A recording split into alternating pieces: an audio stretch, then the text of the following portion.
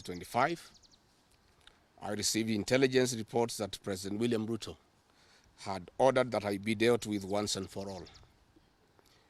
And since the goons sponsored by the state on several occasions had failed, police and other state security agencies had to come in.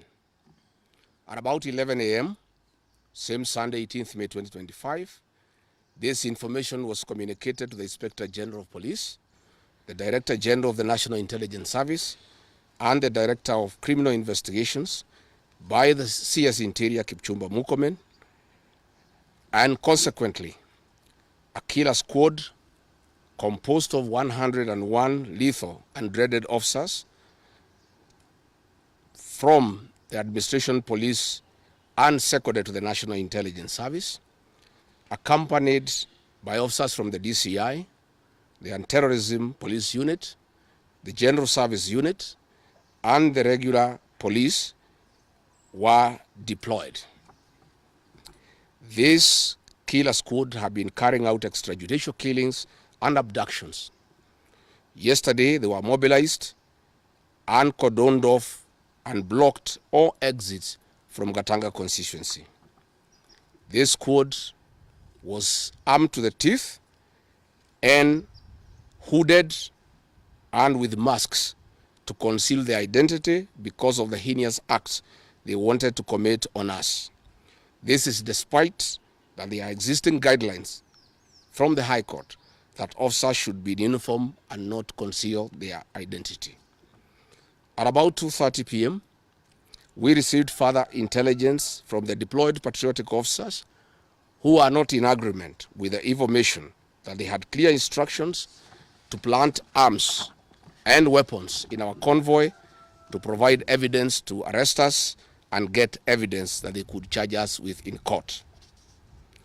After about 30 minutes, the killer squad was joined by their counterparts who are highly trained in the use of biological weapons.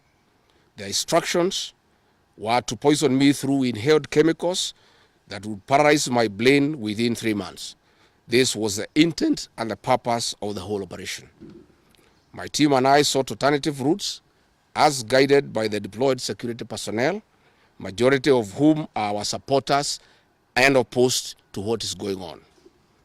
We have credible information that President Ruto has directed that my private security personnel be disarmed and be targeted for withdrawal of their licenses so that they can leave me vulnerable to allow room for goons to attack and possibly eliminate me. President William Ruto has expressed ungovernable anger that the state-sponsored goons are being overpowered by my private security personnel who are licensed gun holders. President Ruto is furious that the people of Kenya have not forgotten about the Kiambaa church massacre, where children and women were tortured in the 2007 and /8 post-election violence, and is unhappy that I keep on reminding the people of Kenya of the heinous act. I want to say that although Kenyans forgive each other, they cannot forget this, and there is nothing the president can do about it.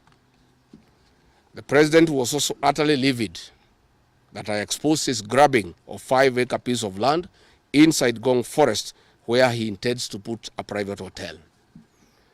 About my statement on post-election violence, this was a precautionary statement and not incitement. It is based on historical facts and past electoral experiences of 1992, 1997 and 2007 controversial elections, that we must have a free and fair election in 2027. It is my civic duty as a leader to remind IEBC, all agencies and institutions charged with election management, that they must deliver free, fair, verifiable and credible election. I have heard the CS Interior and other pretenders to the throne claim that they will not allow political violence. I urge them to walk the talk. Since November 2024, political violence of great magnitude has been meted on me, my family, and my supporters. Not a single case has been prosecuted. For instance, on 28th November 2024, at a solemn funeral service in Limuru, Kiambu County, I was attacked by organized criminal gangs and a police escort. On 28th December 2024 in Shamata, Nyandarua, an inspector of police flanked by criminal gangs threw tear gas canisters at me. On 23rd March 2025 at ACK St. Peter's Cathedral in Nyeri, my convoy was attacked at a church compound by a known criminal gang under police escort. On 29th March 2025 in Naivasha town, we were attacked by the police. On 6th April 2025 at a church service in Mwik, PCA, hooded goons attacked us inside the church. We dismiss with contempt the loose talk by CS Interior that during the DCP party unveiling, where goons dared to cause chaos were fighting for handouts from us. These were state-sponsored, but fortunately, they were overpowered by security personnel and supporters. The CS has given instructions that instead of arresting the said goons, they disarm my security personnel to give goons free access to me and my supporters in future occasions. Let it be known that our party, DCP, has organic support, and we do not pay supporters to attend our meetings the way the government is doing to people to attend their meetings. Finally, let me assure the planners of this violence that you will not stop the cause of the people of Kenya.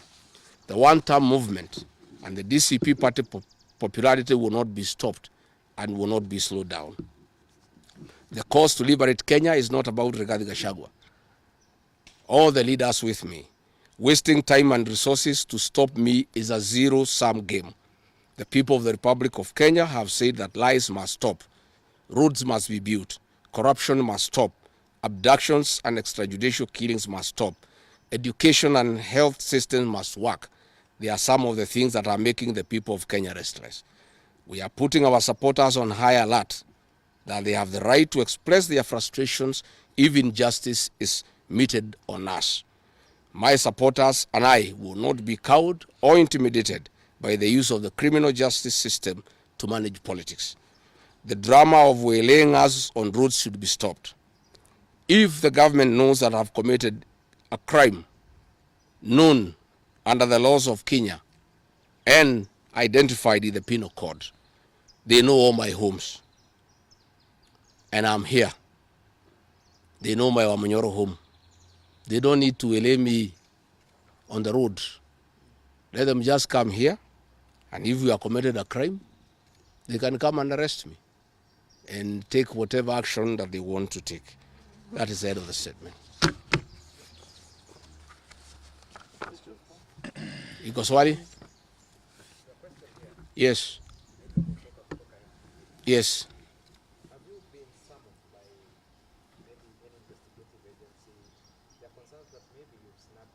I have not been summoned by anybody, and I'm waiting if there is any summon. What happened is that they wanted to plant weapons in my convoy, and they wanted to use chemicals so that they can paralyze our brain the way they did to Kenneth Matiba. And that is why we had to take an alternative route to get here. I would have wished they came here instead of wailing us on the road and using those dreaded criminals who are responsible for abductions and extrajudicial killings. And that squad works under the Director General of the National Intelligence Service. It's 101 officers who are recruited from the administration police, and they have been given special training by the National Intelligence Service, and they are responsible for the abductions and extrajudicial killings. And that is the squad that had been planned yesterday and mobilized so that they can incapacitate me and my people. Yes.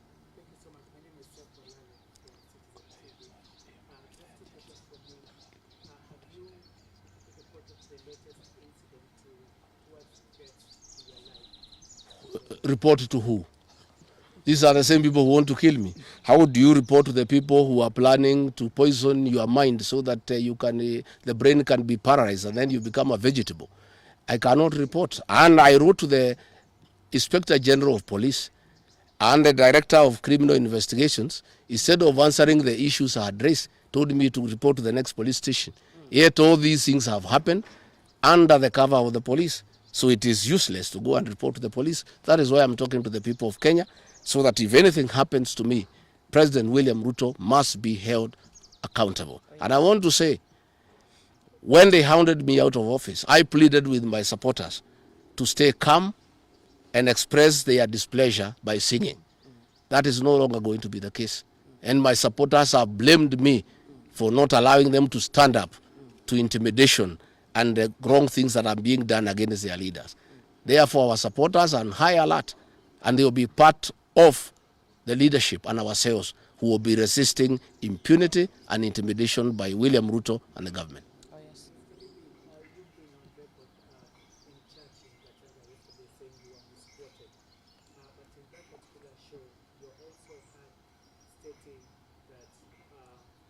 Should the elections be rigged in 2027, then it's going to be worse than how it was. I didn't say I was misquoted. I said the interpretation is wrong. People are not interpreting what I said correctly. Mine is a cautionary statement. And history is very important.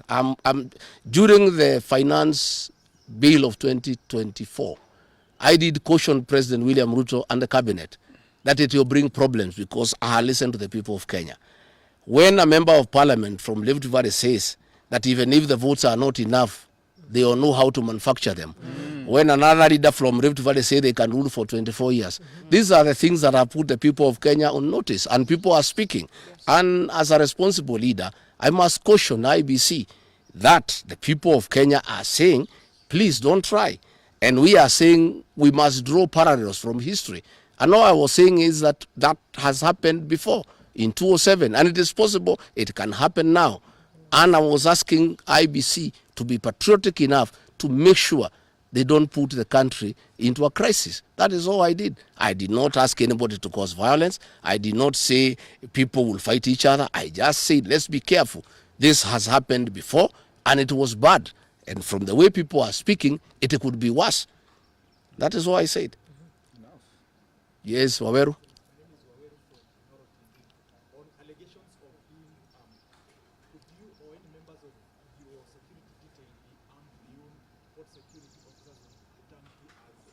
No, I am a licensed firearm holder. I've been licensed as a firearm holder from 1995. Officers who helped me are licensed firearm holders within the provisions of the law. We don't carry any illegal weapons. In this country, civilians are allowed to have firearms. And since the government withdrew security around me, and there has been so many attacks against me, it was my responsibility to put up a team of civilian firearm holders to escort me around. And there is nothing that is illegal, and there is nothing that is wrong. Tumesikizana? Asanteni sana.